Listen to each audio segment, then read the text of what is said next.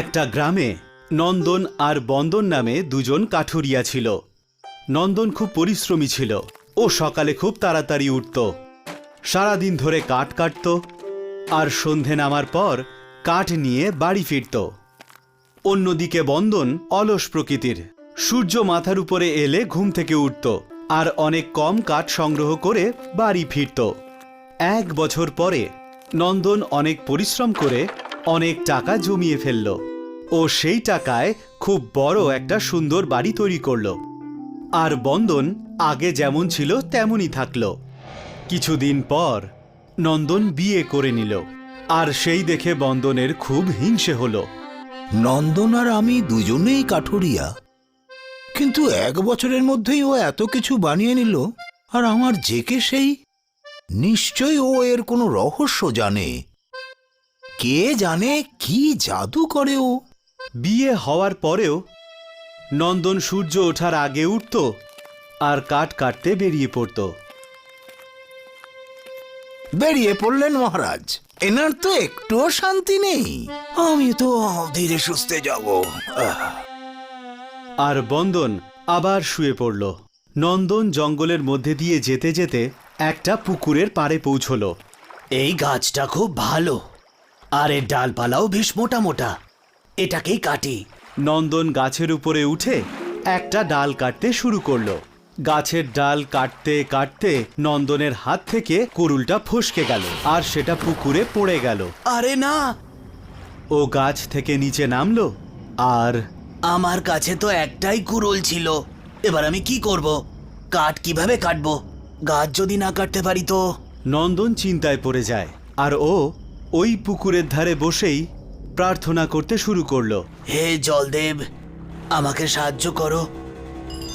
তখনই নন্দন, আমি তোমাকে কিভাবে সাহায্য করতে পারি? আমার কুড়ুলটা পুকুরে পড়ে গেছে, আপনি আমায় দয়া করে ওটা ফিরিয়ে দিন।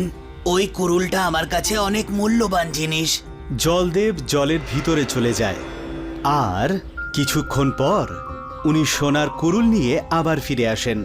এই নাও নন্দন, এ তোমার কুড়ুল। এটা আমার কুড়ুল নয়, এটা তো সোনার কুড়ুল। আপনি আমায় আমার কুড়ুলটা ফিরিয়ে দিন। জলদেব আবার জলের নিচে চলে গেলেন আর এবার যখন উনি ফিরে এলেন ওনার হাতে একটা রূপোর কুড়ুল ছিল। এটা হয়তো তোমার কুড়ুল হবে। না না প্রভু, এটা তো রূপোর কুড়ুল। আমার কুড়ুল তো লোহা আর কাঠ দিয়ে তৈরি। তারপরে আবার জলদেব জলের ভিতরে চলে গেলেন। এবার উনি নন্দনের কুড়ুলটা নিয়ে এলেন। নন্দন নিজের কুড়ুলটা দেখে ভীষণ খুশি হলো। হ্যাঁ, এটাই তো আমার কুড়ুল। এই নাও, কিন্তু এটা আমায় বলো যে তুমি বলেছিলে যে তোমার কুড়ুল খুব মূল্যবান, তাহলে তুমি সোনা আর রূপোর কুড়ুলটা নিলে না কেন? আমার কুড়ুল তো মূল্যবানই, এটা না থাকলে আমি কাঠই কাটতে পারবো না। এই কুড়ুলটা আমার জীবনের অবলম্বন। খুব ভালো কথা নন্দন, পরিশ্রমকেই তুমি তোমার জীবনের মূলধন মনে করো আর তোমার মনে এতটুকু লোভও নেই। এই নাও, এই সোনা আর রূপোর কুড়ুলটাও তোমার সততার জন্য উপহার।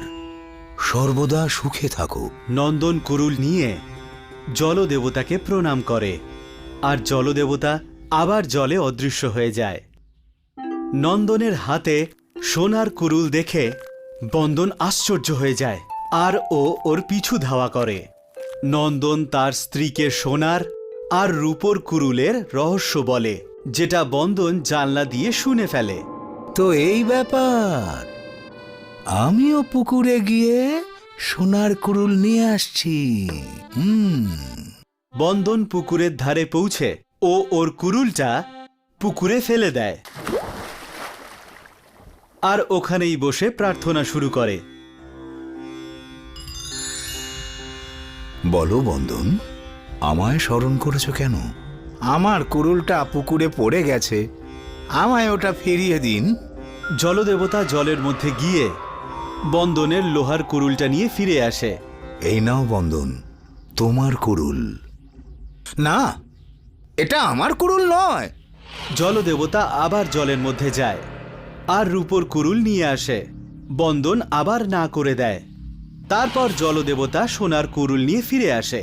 বন্দন খুশি হয় আর হ্যাঁ হ্যাঁ, এটাই তো আমার কুড়ুল। হ্যাঁ, তুমি খুবই লোভী বন্দন, তুমি আমাকে মিথ্যে বলেছ। এই বলে জলদেবতা জলে অদৃশ্য হয়ে যান। আমার কুড়ুল, আমার কুড়ুল, আমায় ক্ষমা করে দিন। বন্দন মিথ্যে কথা বলা শাস্তি পায়, আর নন্দন পায় সততার পুরস্কার। সেই জন্যেই বলে লোভ করা ভালো নয়।